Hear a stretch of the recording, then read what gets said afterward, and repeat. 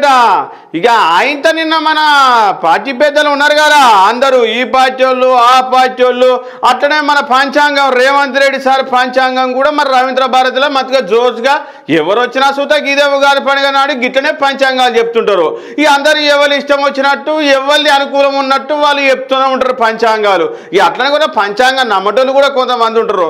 మరి ఈ పంచాంగం ఈసారి ఎట్లుంది ఏం కథ అంటే తెలంగాణ రాష్ట్రం మీద మరి ఇది ఉందొద్దాట. మరి గదే అంటే మీకు అర్థమైందొచ్చుగా, సుక్క ముక్క ఆదివారం నాడు అసలే ముట్టొద్దాట, అది పంచాంగంలో చెప్తుంది. మరి సుక్క ముక్క లేనిది మరి నడిచేనా? మనోళ్ళేమో అలవాటైన పానమే, మరి సుక్క ముక్క లేకపోతే ఎట్లుంటది? ఒకసారి పంచాంగం సారి పెద్ద మనిషి ఏమన్నాడు ఒకసారి వినొద్దాం పారిగా. ఆదివారం నాడు తెలంగాణలో చుక్కా ముక్క ముట్టుకోకపోతే బ్రహ్మాండంగా ఉండబోతోంది. కాబట్టి చుక్కలకు ముక్కలకు ఆదివారం దూరంగా ఉంటే అధికారులు కానీ నాయకులు కానీ ఎటువంటి ఇబ్బందులు ఉండవు.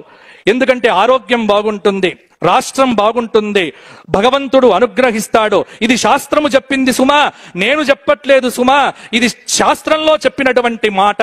కాబట్టి ఏ త్యజంతే, రాజు చక్కగా పరిపాలన చెయ్యాలి అంటే ఆదివార నియమం పాలకులు పాటించాలే, ప్రజలు పాటించాలే.